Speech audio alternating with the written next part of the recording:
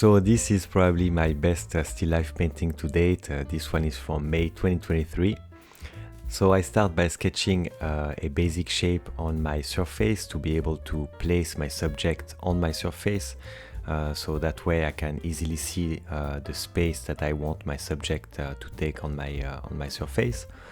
This is a 9 by 12 wood panel. It has 3 layers of gesso. Once I'm happy with the placement of my rectangle, of my basic shape, then I can start to sketch my subject more in detail. Once I finish the sketch of the subject, I'm making sure to map out the light side of the subject and the shadow side of my subject. Like I mentioned in my previous video, this is very important to me to not mix the light and the shadows. These are 2 different worlds and they need their own care. So here I start to apply some colors or some paint on the shadow side. I usually start by the shadow side, but this is not something mandatory. It's just a personal preference. When I mix my colors, when I mix my paint, the first thing that I'm aiming for is the value. So there's 3 things that I look for when I mix a color. First is the value, then is the color temperature relationship, and then is the color or the hue. When I look on the third stage, when I look for the color or the hue, that's when I take care of the saturation, the chroma, or the intensity of the color as well. So here I'm adding some more detail in the shadow side. I mentioned also in my previous video that I try to not add too much detail in the shadow side. I also try to stay fairly thin on the shadow side, and I will apply more paint, or I will apply a thicker paint application on the light side. I want the viewer's eyes to go on the light side. I want them to go on my focal point. My focal point is my center of interest of my painting. So that's where I want the viewer's eyes to go first. For that, we have a few tricks in our sleeves to be able to do that. So usually on an image, the first thing that the eyes of the viewers are attracted to is the point that is the more in focal, so where there is more details, where there is more sharpness, but especially where the contrast is the more important. So where the light on my subject hit my subject, we can see the values are very light, and in the opposite of that, we have the values of the background that are very dark. So this will be the center of interest for the contrast point of my painting. So that's where the eyes of the viewer normally probably will land first. That's also the part of the painting that I want to showcase. That's also part of the subject that I want to showcase. I painted this subject because I like it, but the part that I like the most here on that setup is where the lace kind of are tangled, and the lace fall on the right. I really like that. So and that's where I want the viewer eye to go first. So that's why basically I don't add too much details other places in the painting, especially not on the shadow side, because these areas are less interesting to look at, or at least in my opinion they are less interesting to look at. So I don't want the viewer to spend his first second of the painting to look there. He can spend after looking first where I want him to look, and then he can move his eyes around, but I want his eyes to go first on the lace.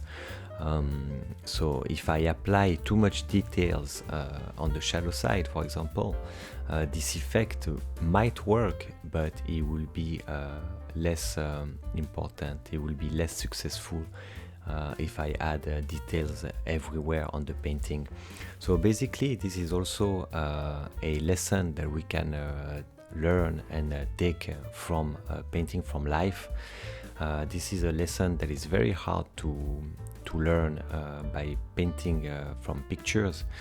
Unfortunately, when we paint from picture reference, the lens of a camera mostly it just captures all the information of the subject in the same way, so it's gonna flatten everything and we're gonna have a flat subject to paint.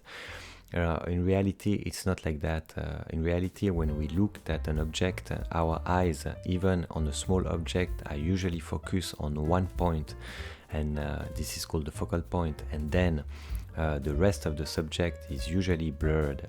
We don't see the rest of the subject. I mean, we see it, but we don't perceive, we don't see as much detail as where our eyes are directly pointing at. So this is something that I love to mimic in paintings, painting a subject and choosing a focal point and refining and adding detail to this focal point to make sure the viewer's eyes goes primarily on this focal point.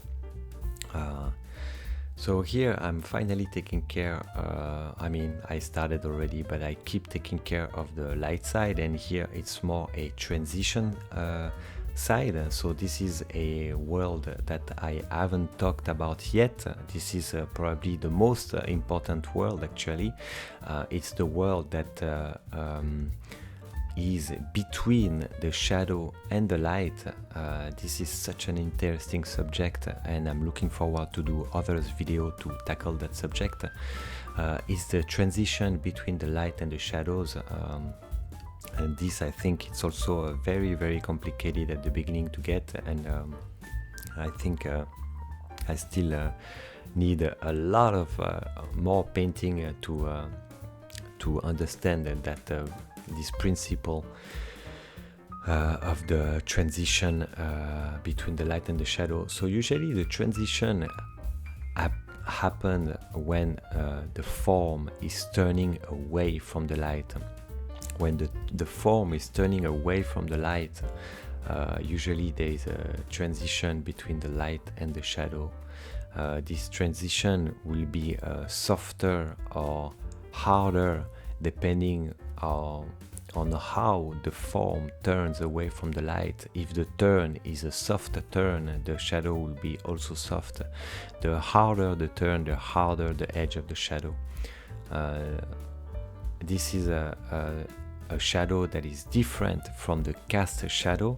The cast shadow is a shadow that is below the object. For example, here below the shoe we have a cast shadow. The shadow is casting by the object. The object exclude the light to go at this space, so this space take form as a cast shadow. The space directly underneath the shoe. The only light that usually goes on these spots are reflective light or bouncing lights, and this is not a direct light. So even though there is a light there, it still belongs to the shadow world, and this is why it's very important to separate the shadows and the light, to work it as two different worlds. Because for example, you see me or maybe it just passed, but at some point I take care of the shadow, of the light, of the bouncing light that is in the shadow of the shoe. On the right side, at the point of the shoe, there's a bigger reflection light in the shadow. Well, this light reflection absolutely must remain in the shadow world. What does it mean? Well, it simply means that even though our eyes perceive that bouncing light or that reflective light very bright sometimes, it still belongs to the shadow world, which means that it needs to be in a value scale. It needs to be part of the shadows and not of the light. If I do the mistake to paint that reflective light in the shadow, too bright or too light in values, this is gonna break the effect, the three-dimensional effect that I want to create with my painting. If I put the light, the reflected light, too bright, it will break the light effect that I try to achieve with my painting. So this is very important to understand. I will keep develop all these principles on my channel. I will keep sharing everything I learn every day in order to create better paintings.